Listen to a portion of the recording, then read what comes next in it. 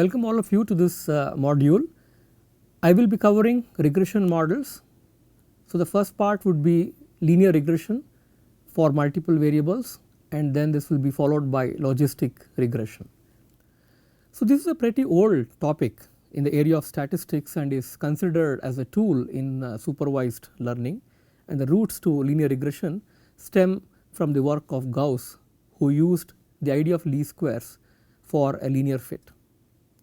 Let us consider the following motivating examples. Suppose I am given the body mass index and I have a list of these body mass indices for individuals, and I am interested in predicting the lifetime of an individual. Imagine an example in agriculture. Suppose I want to predict the crop yield and I am given various parameters such as soil pH level, moisture, ambient temperature, etc. Can I come up with a model for predicting crop yield? How about another example in predicting sales given an advertising budget? We may have advertising in radio, advertising over television, over newspapers, maybe social media. So, if we bring in all these parametrics, can we predict sales given our investment in the advertising budget over various media sources? So, these are common problems that we encounter in statistics, and since we are dealing with machine learning and neural networks essentially, which is a subtopic within machine learning, we must understand some basic ideas behind regression to proceed forward.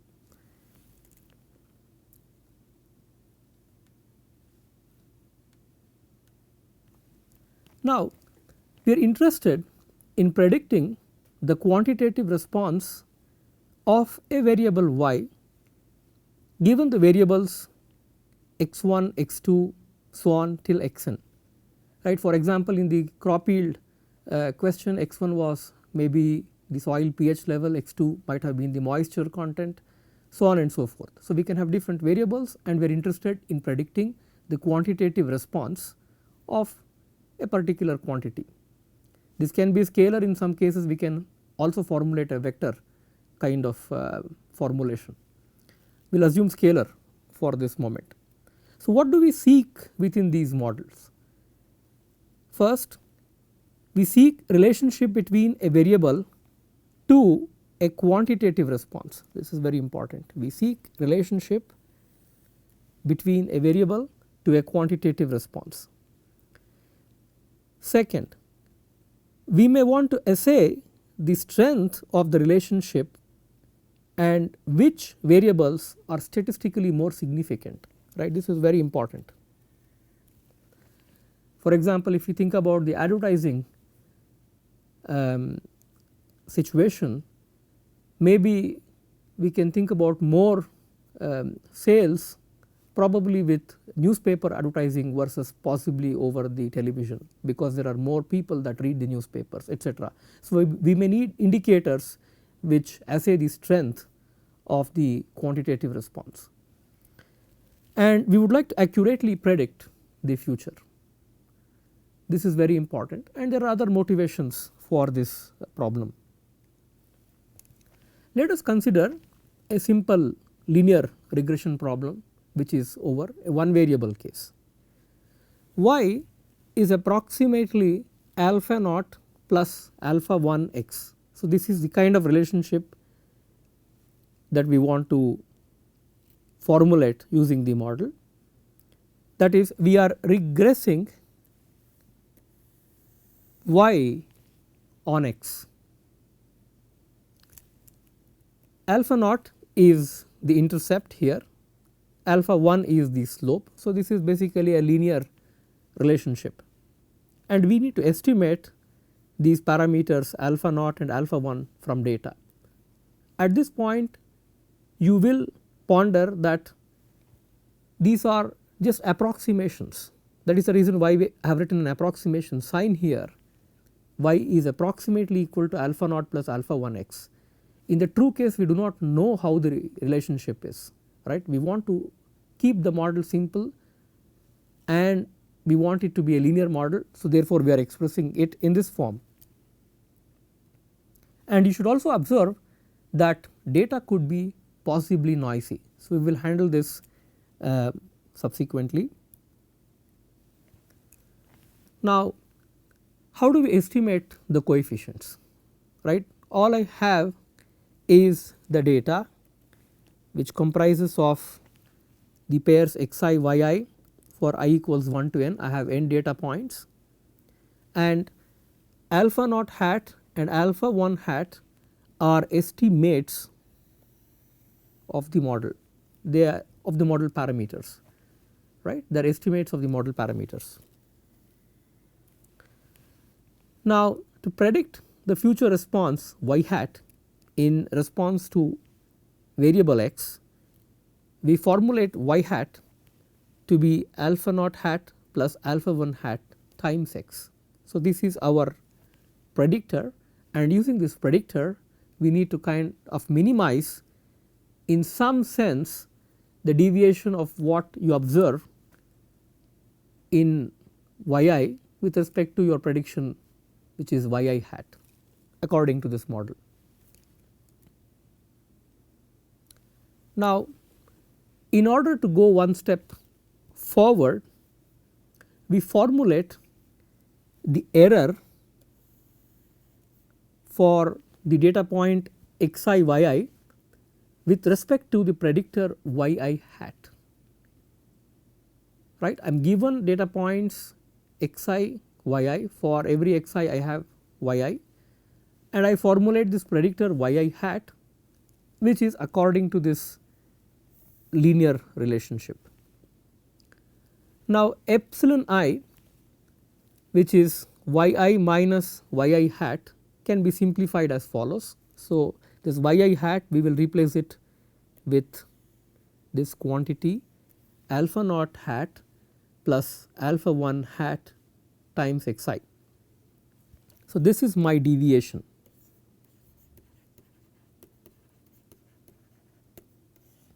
Or I would say error. Now, how do we fit the model parameters? To fit the model parameters, we need to formulate a criterion for the error. One of the popular choices would be the least squares criterion. What we do is we consider the residual sum of squares. So, I have these epsilon i's for I equals 1 to n. I basically take the squared error and I sum these over all these square errors. You may at this junction kind of wonder why this square error, why not the cube error or error power 4 or absolute error, so on and so forth. We like to do quadratic optimization because we get a unique solution and it is easier for us to deal with the mathematics. So, therefore, considering these options, we like to stick to quadratic optimization. But bear in mind one can also have the ML estimate etc., provided we know some parametric model on the data. Now, I formulate the residual square sum according to this equation. Basically, I plug in yi hat and I replace it here.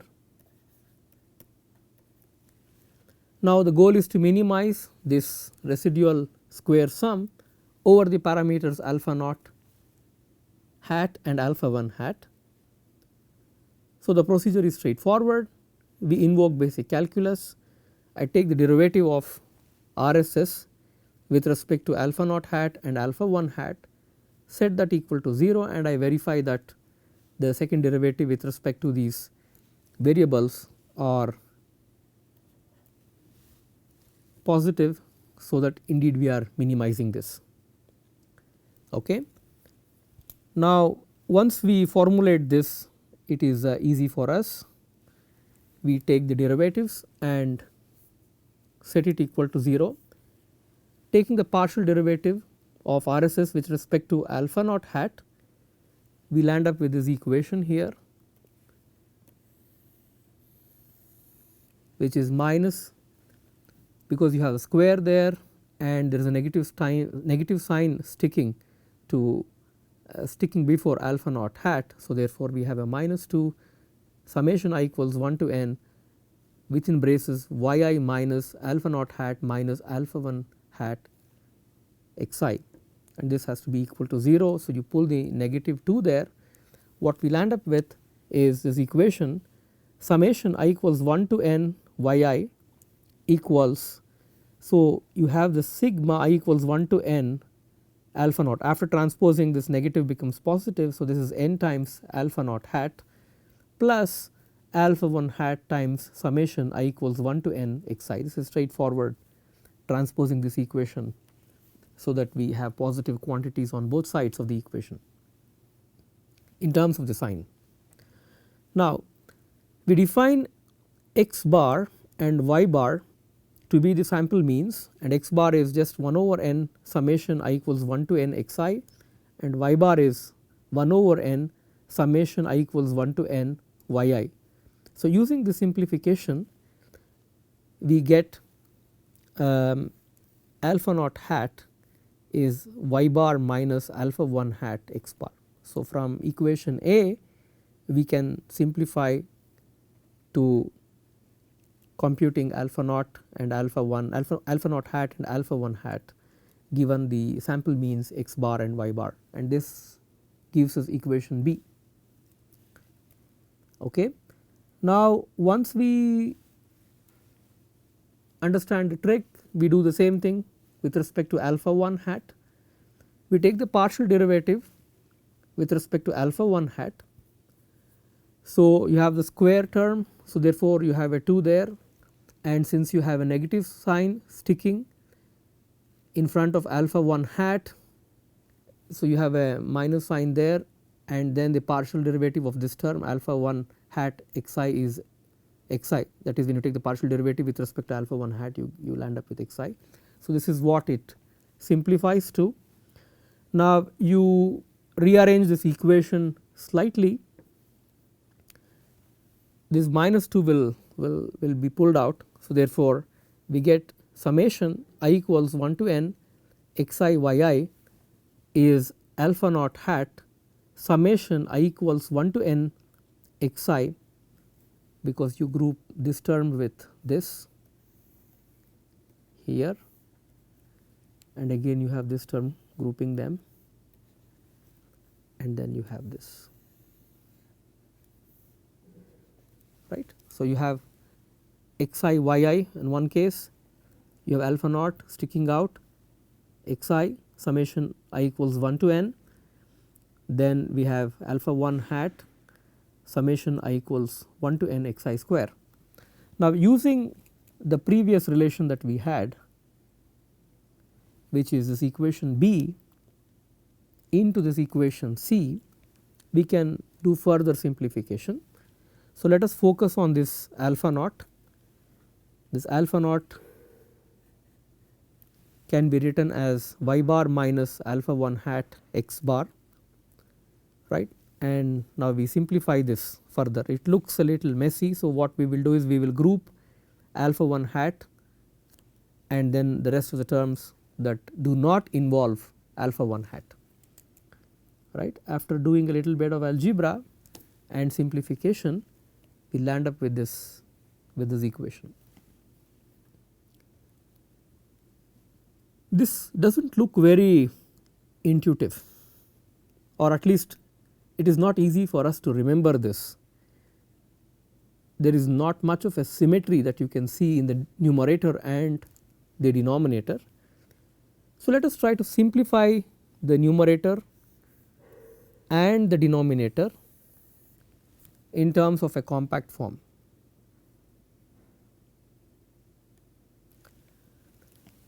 We make the following observations.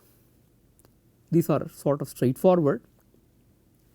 Y bar times summation I equals 1 to n xi is n times y bar times x bar, because you multiply and divide by n in the left hand side of this equation, right. If you multiply by n and divide by n, so you have n times y bar, and this quantity is essentially your x bar, right. Similarly, you can do this for x bar times summation I equals 1 to n yi, and you will end up with n times y bar times x bar. So, same trick, n here, 1 over n here, and this is y bar.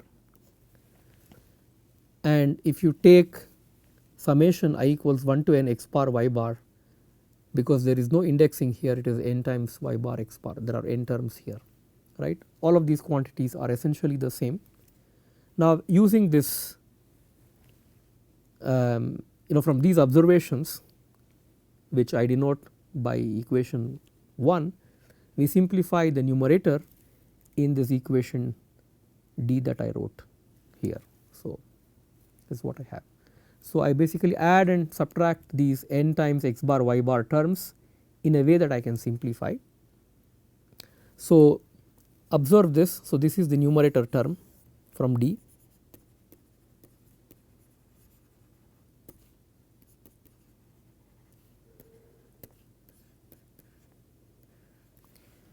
Now, you can simplify using this, because there is a negative y bar summation I equals 1 to n xi. So, I add so basically I add summation I equals 1 to n x bar y bar, and I subtract x bar times summation I equals 1 to n yi. So, this is exactly what I have in the numerator, but if you simplify what I have on the right hand side, if I look at this equation here that I will indicate in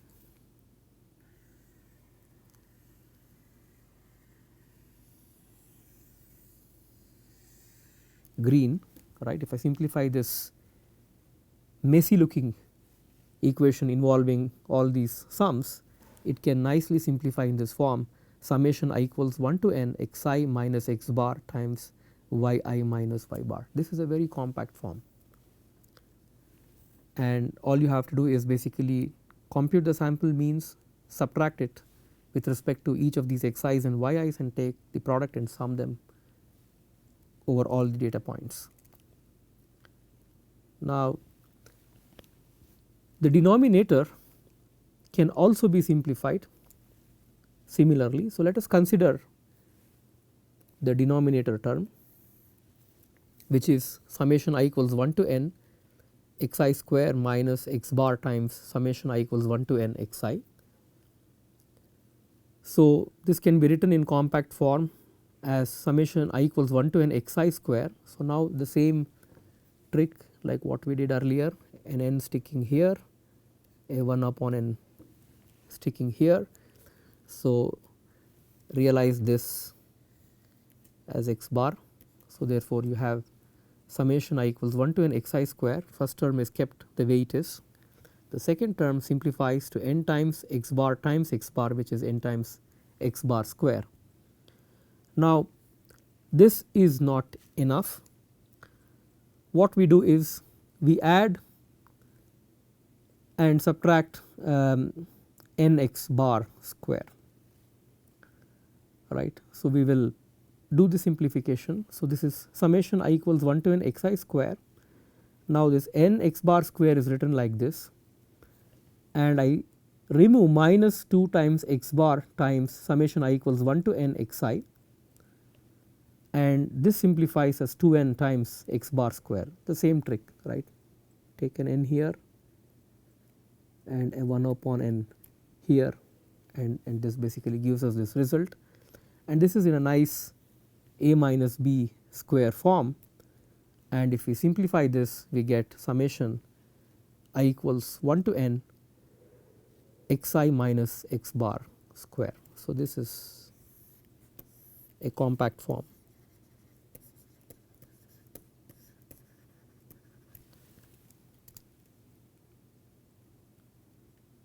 Now, if we write it in a simplified form, alpha 1 hat is given by this equation. So, this is easier for us to remember, because all I have to do is subtract the sample mean from xi, sample mean from yi, take the product and take the sum, and in the denominator I just have to subtract the sample mean from xi, and then I just have to compute the square sum.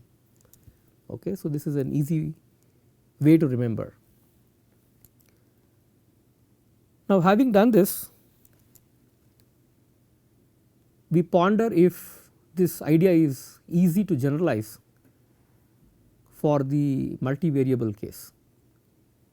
Answer is not, because we will have to solve a lot of simultaneous equations involving all these sums, and it becomes pretty messy, and we will look into the problem as we go further down the investigation.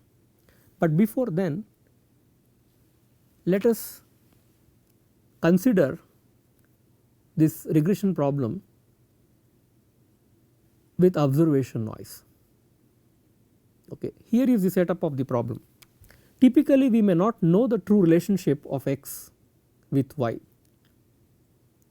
and let us assume that y is some f of x, and there is a random term epsilon here, which typically indicates noise. And one of the important assumptions is we can assume that the noise is independent of x and is 0 mean. Typically, you may not get 0 mean. If it is not 0 mean, you can always make the mean 0, you can get the bias to 0. Now, let us try to assess the accuracy of the fit, and we may need some simplifications under this purview. Right. Another important practical situation is that the errors epsilon I need not be correlated. So, they will have to be taken into account appropriately, but for our simplifications we assume that epsilon is independent of x and has 0 mean. So, we stick with this assumption.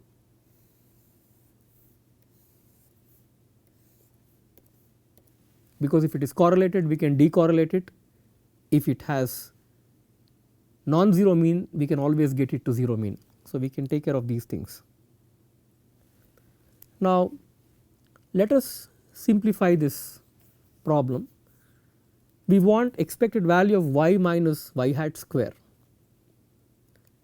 Y is basically f of x plus epsilon, this is where we started off, and f hat is some function that we have to approximate. We do not know, we have to assume some model,